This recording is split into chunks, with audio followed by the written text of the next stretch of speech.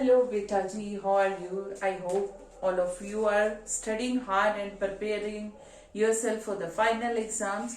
And here I'm with the topic which was continue, and we are discussing the Cold War era in our YouTube channel Learning with Aradhna ma'am.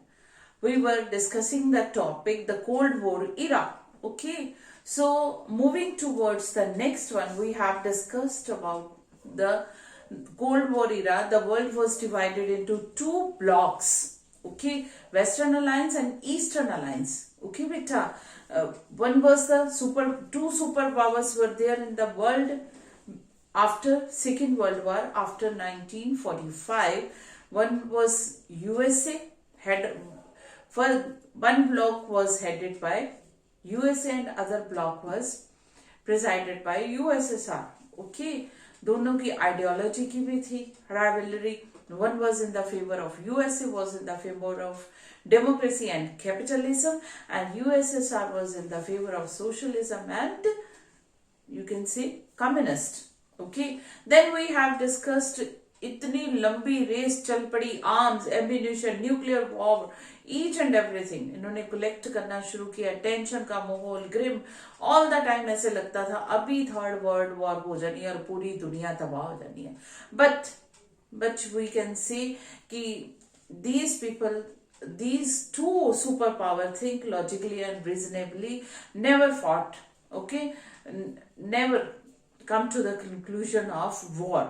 Okay, they were familiar with the disaster result and consequences of the war. Okay, then with coming of the 1960s, they realized that they're all of them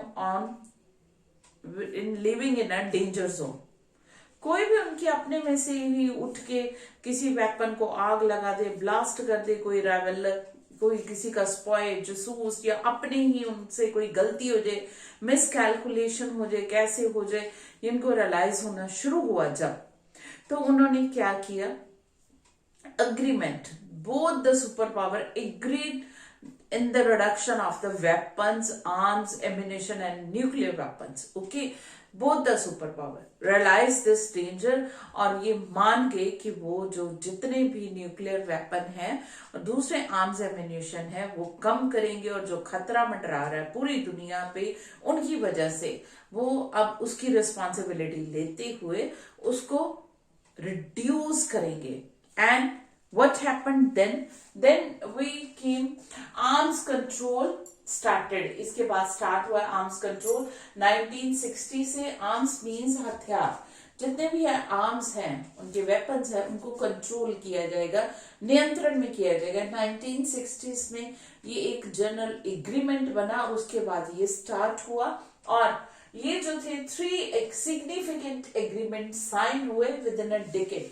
decade means 10 year में, 10 साल के अंदर अंदर ये 3 important agreement कौन कौन से जो साइन हुए 1960s के बाद, वो थे लिमिटेड टेस्ट बैन ट्रीटी. कम से कम टेस्ट करेंगे ये न्यूक्लियर वेपन के, डिजास्टर वेपन के और मिसाइल्स वगैरह के, लिमिटेड, एक सीमा के बीच में. ये नहीं है जो रेस चल रही थी उसके पास 2 है, मैं 4 और बनाऊंगा, 10 और 20 और, ये एक रेस थी वेपन्स की, न्यूक्लियर, वो खत्म होनी चाहिए. Limited test ban treaty, first ये एग्रीमेंट हुआ. Second was nuclear non proliferation treaty, nuclear weapon के ऊपर ये कंट्रोल किया जाएगा. Okay, then third was the anti ballistic missile, जो मिसाइल्स एक दूसरे के ऊपर तबाही के दागे जाएंगे, एंटी, उनके भी कंट्रोल किया जाएगा. और इसके बाद कितने ही round of you can say discussion हुई, आर्ग्यूमेंट, मीटिंग्स होनी शुरू हुई इनकी, तो थोड़ा दुनिया ने भी सांस ली, जिसको हम लोग कह लें कि थोड़ा टेंशन कम है. अदरवाइज डेली ऐसे लगता था कुछ स्टेटमेंट, कुछ टेंशन ऐसी ग्रिम कि थर्ड वर्ल्ड वॉर के ढेर के ऊपर हम बैठे हैं, कब ब्लास्ट हो जाए, कब ये वॉर हो जाए, जो वेपन्स के ऊपर पूरी दुनिया बैठी है, कुछ नहीं पता था. और जब ये इनको खुद रियलाइज हुआ कि अपनी गुंडागर्दी कह लो, अपनी पावर शो करने के लिए, पूरी दुनिया को अपनी ग्रिप में लेने के चक्कर में खुद ही ना तबाह हो जाए, तो फिर इन्होंने खुद अग्रीमेंट किए हैं आर्म्स को कंट्रोल करने के लिए, न्यूक्लियर वेपन्स को कंट्रोल करने के लिए और मिसाइल्स को। ओके, इसके बाद कितने ही राउंड की डिस्कशन इनमें चलती रही है, काफी कंट्रोल में चलता रहा है। बट इसके अलावा भी एक और था, ये इन दो जो थे ग्रुप्स को चैलेंज कर रहा था। दो ग्रुप कौन से थे, एक यूएसए का और एक यूएसएसआर का। ठीक है, ये जो थे बाइपोलरिटी। ठीक है, इसके अलावा एक और था नेम, ये इनको चैलेंज कर रहे थे NAM, NAMA, non align movement. ये 3 लीडर बेटा इनके मेनली थे। First was Joseph Broz Tito, ये यूगोस्लाविया से थे। Pandit Jawaharlal Nehru from India and Gamal Abdel Nasser. Okay, ये जो थे पहले थे, इन्होंने क्या, तीनों लीडर्स ने मिलकर नॉन अलाइन मूवमेंट, क्योंकि ये न्यूली इंडिपेंडेंट कंट्री थे, न्यू कॉलोनियल रूल से, इंपीरियलिस्ट पावर से अभी उन्होंने इंडिपेंडेंस ली थी। और ये जो थे इन्होंने मिलके स्टार्ट किया, और इनके साथ 2 और कंट्रीज इनकी सपोर्ट में आए, 2 और लीडर आए, गमाल अब्देल नासिर और ये सुकॉर्नो, ये इजिप्ट के थे, ये तीनों लीडर। ठीक है, ये यूगोस्लाविया, इंडिया और इजिप्ट के ये तीनों लीडर थे। इनकी सपोर्ट में 2 और आगे, स्कॉर्नो ये इंडोनेशिया से थे, और Kwame Nkrumah Ghana. If I have pronounced in wrong way, sorry. Okay, so ये घाना से, ये टोटल हो गए 5 कंट्रीज एंड 5 लीडर्स। इन्होंने नॉन अलाइन मूवमेंट स्टार्ट किया है कि ये किसी के भी ग्रुप में नहीं जाएंगे, किसी भी ब्लॉक में नहीं जाएंगे, चाहे अमेरिका हो चाहे यूएसएसआर का हो। सो इन्होंने ये स्टार्ट किया है, और 5 फाउंडर थे नेम के। ओके, 5 फाउंडर थे नेम के। ये इनकी फर्स्ट मीटिंग बच्चे हेल्ड हुई है बेलग्रेड में। ओके, बेलग्रेड में फर्स्ट मीटिंग हेल्ड हुई है इनकी 1961 में। ओके बेटा, 5 लीडर हैं। ओके बच्चे, 5 leader, these are also known as the founder of the name non aligned movement। In 5 leaders को 5 फाउंडर ऑफ नैम भी कहते हैं, एंड नॉन अलाइन मूवमेंट। और इन्होंने फर्स्ट मीटिंग इनकी हुई है बेलग्रेड। बेलग्रेड जो है वो सर्बिया की कैपिटल है, north east south east Europe में ये कंट्री है बेटा। सो फर्स्ट समिट इनकी हुई है 1961 में, किसकी, नॉन अलाइन मूवमेंट की। ओके, सो इन्होंने क्या, सबसे पहले ये इनकी जो 3 जो मेन इनकी कह लें हम लोग रेजोल्यूशन फैक्टर जिसके ऊपर ये काम कर रहे थे, ये पहला तो ये था कि ये पांचों के पांचों कंट्री एक दूसरे के साथ कॉपरेट करेंगे, मिलके साथ चलेंगे। ओके, ताकि आपस में इतना कॉपरेशन हो जाए ताकि हमें जो सुपर पावर्स है या उनके ब्लॉक है उनकी तरफ देखना ही ना पड़े। फिर secondly growing cold war tensions, जो टेंशन है, आई टोल्ड यू कि ऐसे लग रहा था कि पूरी दुनिया न्यूक्लियर वेपन के ढेर के ऊपर बैठा दी है इन 2 सुपर पावर में, और हर सुपर पावर हर रोज इस तरह की स्टेटमेंट्स दे रहे हैं, इस तरह की बयानबाजी कर रहे हैं, इस तरह से एक दूसरे से झड़प रहे हैं कि अभी 3rd वॉर हो जाएगी। ठीक है, ये स्टेटमेंट जो थी ये कोल्ड वॉर ही था।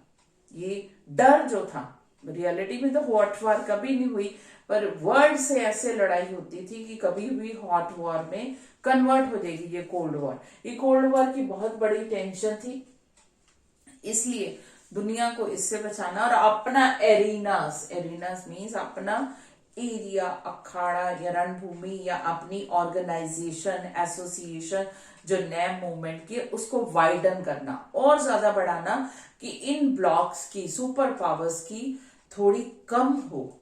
ओके, जिसको हम लोग कह लें डर, रोब, जो हर छोटे छोटे कंट्री जो इंडिपेंडेंट हो रहे, poor countries specially from Africa, Asia and Latin America से जितने भी, क्योंकि Europe and north America quite rich continent as comparatively to the you can say African, Latin American and Southeast Asia। Okay, so ये जितने भी poor countries से ये दोनों ब्लॉक्स की यही रहती थी कि जो न्यूली इंडिपेंडेंट कंट्रीज हैं ज्यादा से ज्यादा उनको अपने ब्लॉक में ले लें, अपने ग्रुप में ले लें, अपनी अलायंस में ले लें। सो नेम का एक ये भी था कि वो अपनी मूवमेंट की, नॉन अलाइन मूवमेंट का एरिना इतना वाइडन करें कि उनके ब्लॉक की जाने की बजाय इधर हो और वर्ल्ड पीस के लिए काम ज्यादा से ज्यादा हो। देन नेक्स्ट है dramatic entry of many newly decolonise. कितने ही कंट्री कॉलोनी थे, डीकॉलोनाइज्ड जो कंट्री थे, अब वो ज्यादा से ज्यादा इधर आने शुरू हो गए। I have told you we were also okay under British rule. We were also the colony of Britain. Similarly, like several Southeast Asian countries, African countries, Latin American countries, these were the colony of these rich countries, imperialist power. When they got independence, when they were decolonized, very happily they joined the name instead of joining the two alliance और two block, America के या Soviet union के block में वो शामिल हो जाए, इसकी बजाय उन्होंने very happily they accept okay to join the name non align movement, ताकि टेंशन स्ट्रेस में काम ना करे कि मैं अमेरिका के ब्लॉक में हूं तो रशिया मेरे को ऊपर, not Soviet union at that time Russia was not a country. Okay, Soviet union का ब्लॉक मेरे ऊपर ना अटैक कर दे, और जो सोवियत यूनियन के ब्लॉक में थे यूएसएसआर के, उनको था कि यूएसए के, यूनाइटेड स्टेट्स ऑफ अमेरिका के ब्लॉक वाले मेरे, ये टेंशन स्ट्रेस से दूर रहने के लिए ज्यादा से ज्यादा जो डीकॉलोनाइज्ड कंट्री थे, they were joining the NAM very happily and without tension, they want to live. Okay, so इसलिए वो ज्वाइन कर रहे थे. First summit I told you, first summit was held in Belgrade 1961. At that time only 25 member states were held. 25 countries means, state means country. 25 members joined the meeting, only 25 members were there. But आते आते क्या हुआ है, अभी जो इसकी 17th summit हुई है वेनेजुएला में. ओके, वेनेजुएला में हुई है 2016 में. एट दैट टाइम 120 इसके 120 मेंबर कंट्री हैं नैम के नॉन अलाइन मूवमेंट में के, they join the okay this summit, 17 summit at Venezuela, in Venezuela. Okay, in 2016 and 17 observer country. Observer means कोई रिच कंट्री भी, सुपर पावर भी आके देख सकता है कैसे काम है, क्या है, those who want to become member और दोज. ओके, सो ये जो थे सारे के सारे कंट्रीज जो हैं, क्या है, नॉन अलाइन, किसी के भी ग्रुप में अटैच नहीं होना, अपने इंडिपेंडेंटली काम करना और मेंबर कंट्रीज को हेल्प करना है in each and every sphere.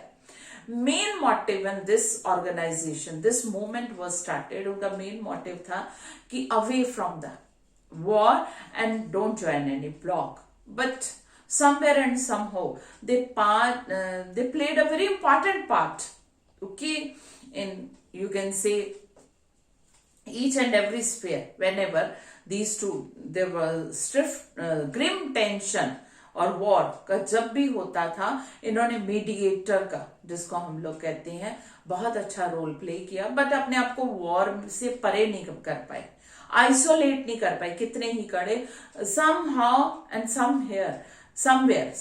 somewhere these country also have to enter in the war, okay, or help somewhere in, whether UNO की तरफ से, किसी भी तरह से इनको वॉर में ज्वाइन करना पड़ा. बट इनकी वर्किंग यही थी कि जितने भी मेंबर कंट्री हैं उनको किसी भी ब्लॉक, किसी भी अलायंस, जो वर्ल्ड डिवाइडेड थी दो पार्ट में, बाइपोलर, उसमें ना ज्वाइन करना पड़े, अपने मेंबर कंट्री को साथ लेके चलें, एक दूसरे की हेल्प करें, और टेंशन स्ट्रेस जो है न्यूक्लियर वेपन की, न्यूक्लियर वॉर की, थर्ड वॉर की, वो खत्म हो. इसमें काफी हद तक ये सक्सेसफुल हुए.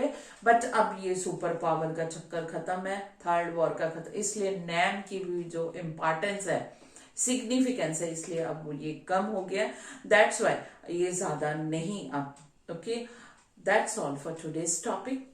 I hope you understood today's topic very well. Still, any confusion or anything which is not clear to you, you can send me in your comment section. I will upload on that topic video again. Before leaving, I want to remind you, please subscribe, share and like my channel to all. That's all, beta.